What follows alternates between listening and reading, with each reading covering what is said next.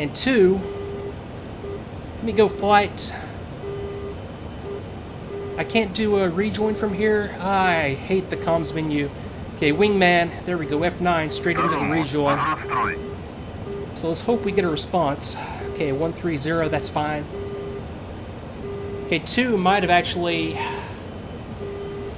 Yeah, 2 might not have made it.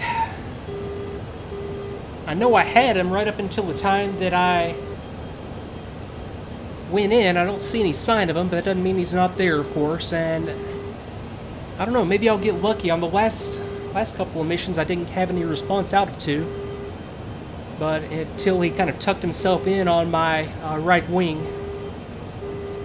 Okay, let's do some navigating here. I'm back out of... oh, man. Back out of the air-to-ground mode. Let me just go ahead and go... Airfield 1. That'll take me straight at it. 150 kilometers due south. That sounds like a plan. Alright. Okay, just in case, where's MACOP if I need it? Let me check fuel. Fuel's fine. Okay, systems. Okay, caution and warnings clear. Everything's looking okay. If I need MACOP, MACOP is right out there to the left.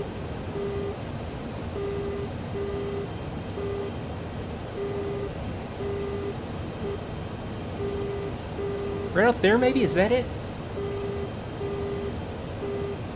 Ah, well. Okay, so let me just hang out here. Still got that RWR. This time it is a airborne threat directly behind me, which is extremely disconcerting. We just... Hey, there's MACOP, and there's my AWACS. Proof that... okay, I think I'm pretty safe now. Nothing's going to come down south to MACOP. They do that. SA-11's got it, but... Boy, it's a shame that I don't have the AWACS coverage. It just RTBs immediately. I know that's not what MBOT intended, especially with this big air threat. I know I was intended to have AWACS coverage here, but as you can see, I do not. Okay, so for MACOP, we just steer direct 180-ish. Straight back home. Boy, I've gotta take it easy. Let me just sit back and relax here for a little bit, and I'll come back if and when anything interesting happens. So I'll see you in a second.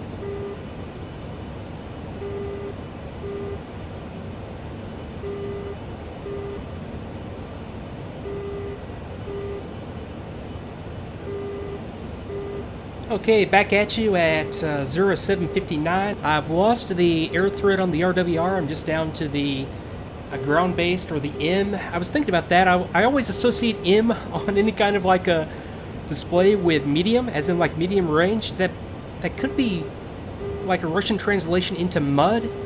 Maybe that's like a mud ground-based. Maybe that's what that means.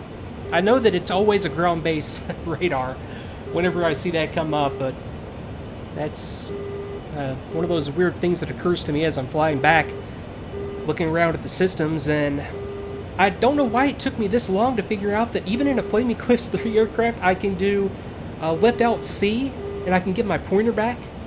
So I can kind of picture what it would be like to go around and have all this stuff clickable. It would be like the MiG-21, just a whole lot of stuff, and the layout itself is kind of actually very different from the MiG-21. Like, the engine controls are over here on the right console, whereas the only thing over here on the right console is just the throttle.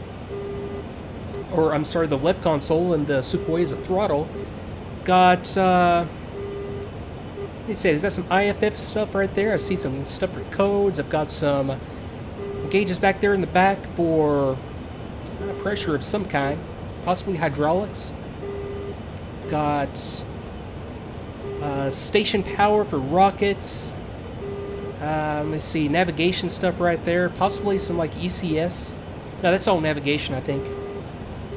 Let me see, radio, and of course the navigation set right there.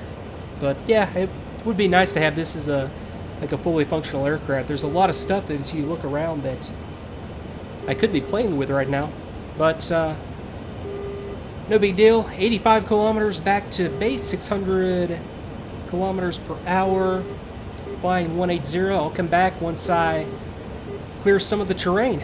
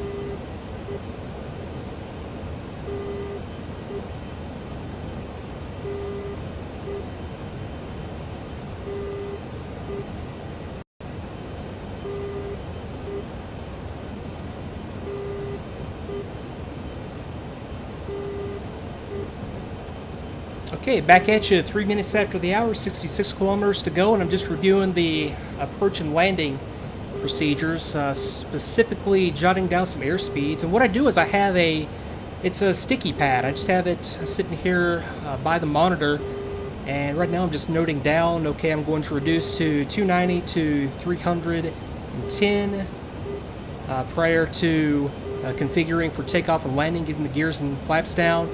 260 to 280 on the inner marker, and let's see, 250 to 270, and then let me see, approximately 1 meter above the ground, idle, touchdown 220 to 240.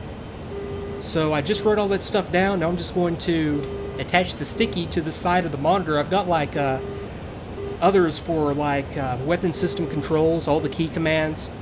You know, especially if I don't want to go through the trouble of pulling up the kneeboard and the checklist, which is, well, it's just the manual that I have converted into a kneeboard here, and referencing all this stuff, having to, out of all the pages, find the page that I need. So just as stuff occurs to me, I don't know why I didn't do this beforehand, or I don't know why I don't just have a set for each aircraft kind of set aside, and then I attach it to the monitor. But yeah, that's what I do just to keep things more organized. So I'll be back at you, yeah, once we're a little bit closer.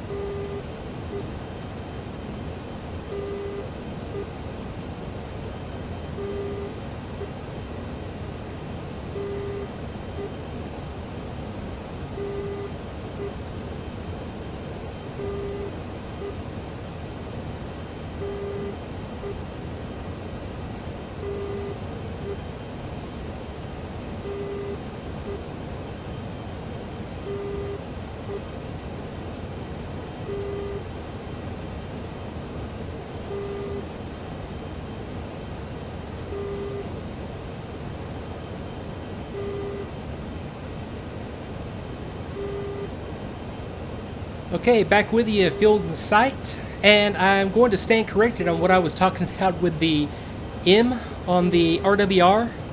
Okay, so M is medium range. I guess I was thinking correctly, I just didn't realize it.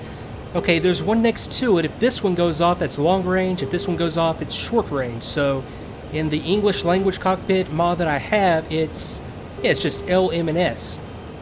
And I'm still positive all three of those only come on for ground radars, and that it's the one next to it, A for the aircraft, and then W for the AWACS, and F, whatever this one is, E, I guess on the English language mod early warning radar. So there we go. Okay, let me go ahead and start the checklist here. And I've kind of given up on 2. I'll make one more attempt. I'll just say flight. Go to RTB. But yeah, possibly a Stinger got 2. I was hoping he would just kind of magically appear like he kind of did on me the last time around, or it might have been like on mission 1 or 2. But yeah, he's definitely shot down somehow. You're really interested to see the TACVIEW. You, of course, already know the answer on that. Yeah, another thing I'm really looking forward to in DCS 2, well, I say I'm looking forward to it. I might kind of regret it once we get it, but the enhancements to ATC, so that we have to, or have an opportunity to fly and get some more realistic radio calls. It could be kind of a double-edged sword, because now I just kind of blow off ATC. I don't even worry about it, and then I'm afraid that once we do get it, that it's going to be more of a hassle than it's worth. Of course, I'll enjoy it, don't get me wrong, but I might eventually miss just being able to do your own thing and just kind of make it up in your head as you go. Okay, so let's review the landing. 290 to 310, and I think on a light aircraft like this, I could get away with the lower end of the scale, about 290 on the approach. Then I configure gear and flaps, 260 at the inner marker, 250 on the threshold, and then I just go idle at 10 meters and set her down. I've got to remember P for the drogue chute. And I was just looking through the keyboard commands. I still can't find a keyboard command that says how to jettison it. I'm going to assume you hit P again, although it might just automatically go away once you're below a certain airspeed. I don't know. And I might not have the external view. I have on the last 2 lost the sync on the track replay at the target area. So that's why on the last 2, and probably on this one, you'll only be able to see TACVIEW right here, and you won't be able to see, and I won't be able to look back and see whether or not I have an actual drogue chute deployed. I have no idea if it happened last time or not, to be honest. Okay, so let me go ahead and pull them back in. I'll go speed brakes out. And 290, 300-ish kilometers per hour. I'll go for gear and flaps. Let me just manage my trim here.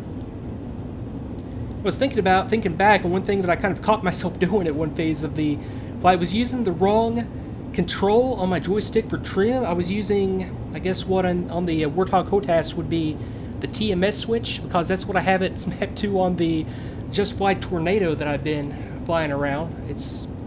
I was trying to trim with that at a couple of points in the mission, which obviously is not going to work. And boy, granted, I'm coming down at a pretty good angle, but boy, these speed brakes just don't really cut into your speed as much as I would have thought, which isn't a big deal. I am a little bit steep, though. And boy, that's a pain landing into the sun, but, you know, I mentioned earlier in the mission that I was starting to regret it. Now, see, right now, for some reason, it looks great. I think I like it.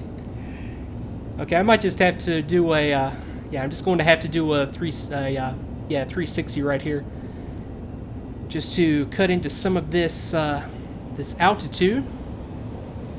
And of course, once I start to pull the nose up, that speed's going to start to come off quite rapidly, so I'm going to pull the speed brakes back in.